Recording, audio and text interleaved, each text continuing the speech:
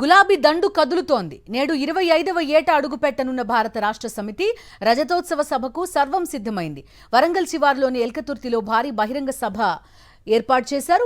BRS అధ్యక్షుడు మాజీ ముఖ్యమంత్రి కేసీఆర్ హాజరయ్యే ఈ సభను విజయవంతం చేసేందుకు సుమారు నెల రోజులుగా పార్టీ యంత్రాంగం మొత్తం సర్వశక్తులు ఒడ్డుతోంది. సభకు దాదాపు 10 లక్షల మంది వచ్చే అవకాశం ఉంది.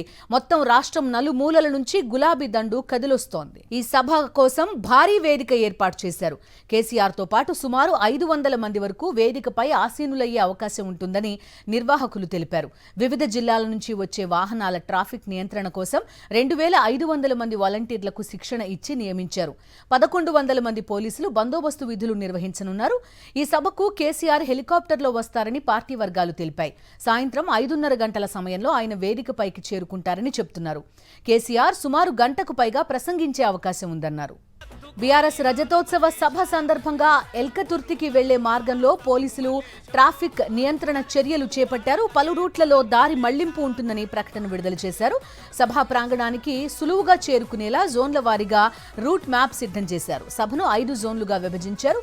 ఆయా జోన్ల వారీగా ప్రత్యేకంగా 5 పార్కింగ్లు ఏర్పాటు చేశారు. వాటిని ముందుగానే అత్యంత పకడ్బందీగా సిద్ధం చేశారు. సభా ప్రాంగణానికి మొత్తం 4 రహదారుల గుండా వాహనాలు చేరుకునేలా ఏర్పాట్లు చేశారు.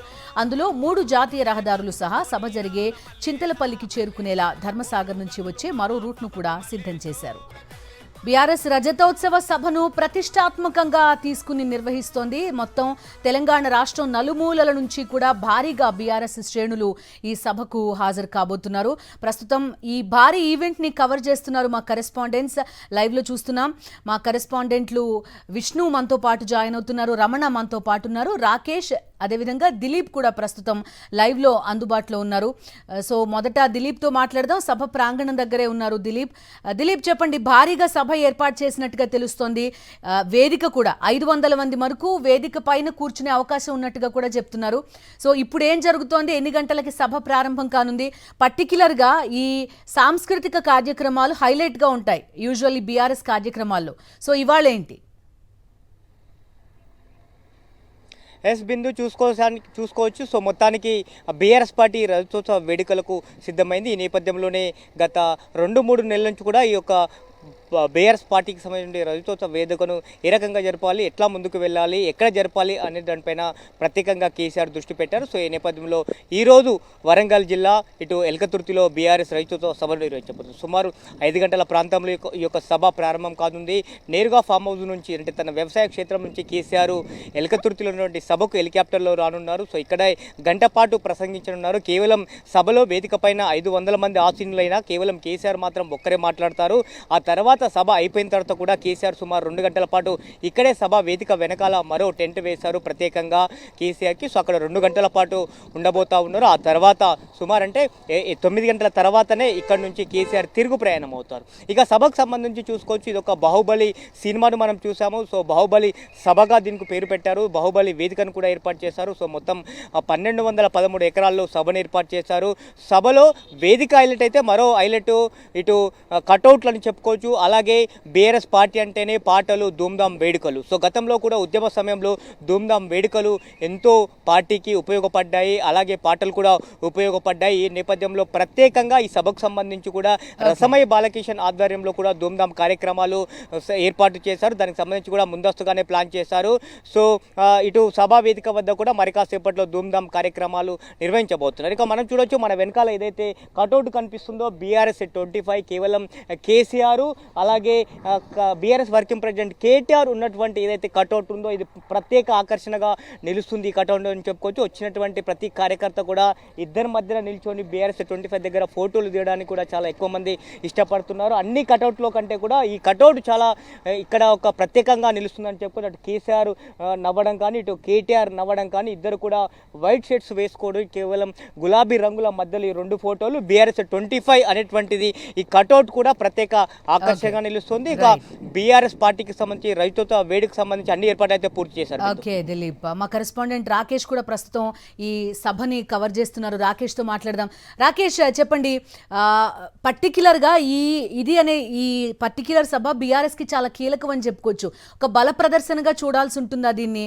అదేవిధంగా భారీగా క్యాడర్ ఉన్న పార్టీ, ప్రాంతీయ పార్టీలో బీఆర్ఎస్, అటువంటి ఒక బలాన్ని అధికారం కోల్పోయిన వేళ నిరూపించుకునే ప్రయత్నంగా దీన్ని చూడాల్సిన అవసరం ఉంటుందా? కాంగ్రెస్ పార్టీ ఈ సభను ఎట్లా చూస్తోంది? ఖచ్చితంగా ఇది బల నిరూపణ సభగానే చూడవచ్చు. ఎందుకంటే తెలంగాణ రాష్ట్రంలో అసెంబ్లీ ఎన్నికల తర్వాత పార్లమెంట్ ఎన్నికల తర్వాత ఇంకా చాలా రకాల ఎన్నికలు ఉన్నాయి. ముఖ్యంగా స్థానిక సంస్థల ఎన్నికలు, మున్సిపల్ ఎన్నికలు. ఈ ఎన్నికల్లో కనుక పట్టు సాధిస్తే కాంగ్రెస్నే సంబంధించి వచ్చే ఎన్నికల్లో ఓడించవచ్చు అనేది బీఆర్ఎస్ ఎత్తుగడగా కనిపిస్తూ ఉంది. అందులో భాగంగానే స్థానిక సంస్థల ఎన్నికల ముందు ఈ సభను అత్యంత ప్రతిష్టాత్మకంగా బీఆర్ఎస్ తీసుకుంది. మనం చూస్తున్నాం ఎల్కతుర్తికి సంబంధించిన ఎక్స్ రోడ్ చూస్తున్నాం. ఇది ఎక్కడంతా కూడా ఇది సెంట్రిక్ పాయింట్గా చెప్పుకోవచ్చు. అన్ని జిల్లాల నుంచి వచ్చే రహదారులందరూ కూడా ఆ కూడలికి చేరుకుని ఇక్కడి నుంచి వెళ్ళి మళ్ళీ రూట్స్ అన్ని కూడా డివైడ్ అయ్యి సభాస్థలికి వచ్చే కార్యకర్తలు, ప్రజలందరూ కూడా చేరుకుంటున్నారు. కొద్దిసేపటి క్రితమే సూర్యాపేట నుంచి ఎడ్ల బండ్ల ద్వారా వచ్చిన బీఆర్ఎస్ కార్యకర్తలందరూ కూడా చేరుకోవడం జరిగింది. దాదాపుగా 5 రోజుల క్రితం సూర్యాపేటలో మొదలైన ఈ ఎడ్ల బండ్లకు సంబంధించిన ర్యాలీ ప్రస్తుతం సంబంధించి ఎలకతుర్తికి చేరుకుంది. ఇలా అనేక మంది నడుచుకుంటూ కూడా వస్తున్నారు. దీని అంతటి కూడా సంబంధించి రాష్ట్ర ప్రజల్లో ఒక చర్చ చేపట్టడం ద్వారా ఎక్కువ మంది మొబిలైజ్ చేయొచ్చు, ఎక్కువ మంది ఈ సభకు వస్తారని బీఆర్ఎస్ పథకం ప్రకారం దీనికి సంబంధించి ఒక వ్యూహాత్మకంగా దీన్ని ప్రచారం చేసిందని కూడా చెప్పుకోవచ్చు. దాదాపుగా 10 లక్షల మంది ఈ సభకు వస్తారనేది బీఆర్ఎస్ అంచనా. దానికి అనుగుణంగానే ఈ సభ ఏర్పాట్లు చేసింది. ఈ సభ ద్వారా కేసీఆర్ ఏ అంశాలు చెప్తారనేది చాలా డిపెండింగ్ అయి ఉంది.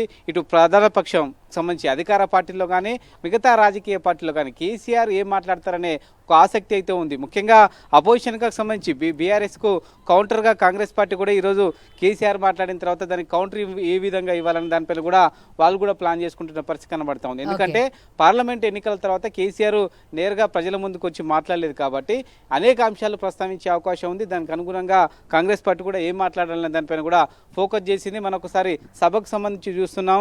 సంబంధించి కొన్ని వందల ఎకరాల్లో ఏర్పాట్లు అనేది కనిపిస్తూ ఉన్నాయి. వచ్చిన వారికి ఎటువంటి ఇబ్బంది కలగకూడదు. ముఖ్యంగా ఇది ఎండాకాలం కాబట్టి ఎండ దృష్ట్యా మజ్జిగ ప్యాకెట్లు, వాటర్ ప్యాకెట్లు, అలాగే హెల్త్ క్యాంప్స్ ఏర్పాటు చేశారు. అంబులెన్స్లు కూడా దరిదాపుల్లో ఉంచడం జరిగింది. ఎవరికి ఇబ్బంది కలగకూడదు. సభ సక్సెస్ కావాలంటే అందరూ కూడా పనిచేయాలనే ఉద్దేశంతో పార్టీ శ్రేణులను అందరినీ కూడా మమేకం చేశారు. ప్రస్తుతం ఇప్పటికే రాకేష్ అందిస్తున్న వివరాలన్నీ కూడా అక్కడ ఏరియల్ వ్యూ కూడా మనకి చూపిస్తున్నారు.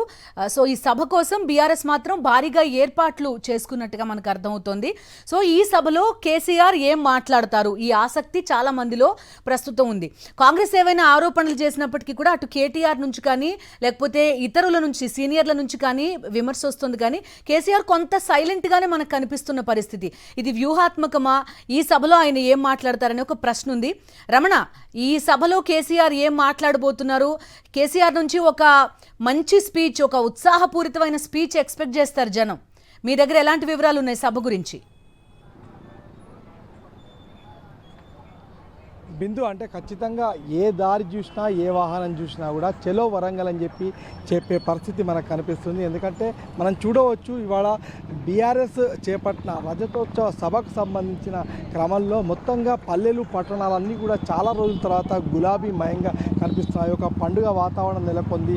మొత్తంగా ఎక్కడ చూసినా కూడా ఒక ఉత్సవంలాగా వాళ్ళు కటౌట్లన్నీ ఏర్పాటు చేసుకొని స్వాగత తోరణాలు పలుకుతారు. ప్రస్తుతం మనం హుజురాబాద్ సెంటర్లో ఉన్నాం. హుజురాబాద్ నుంచి పూతవేడు దూరంలో కేవలం 5 కిలోమీటర్ల దూరంలో ఈ సభ ఉంది. ఈ నేపథ్యంలో హుజురాబాద్ అంతా కూడా గులాబీమయంగా కనిపిస్తుంది. ముఖ్యంగా ఈరోజు జరగబోయే సభకు ప్రధానంగా కరీంనగర్, అదేవిధంగా హుస్నాబాద్, హుజురాబాద్ నుంచి పెద్ద ఎత్తున జన సమీకరణకు ఇప్పటికే శ్రీకారం చుట్టారు. ఈ క్రమంలో ఇక్కడ ఉన్న ఎమ్మెల్యేలు పూర్తి స్థాయిలో, మాజీ ఎమ్మెల్యేలు పూర్తి స్థాయిలో దానిపైన దృష్టి సారించారు.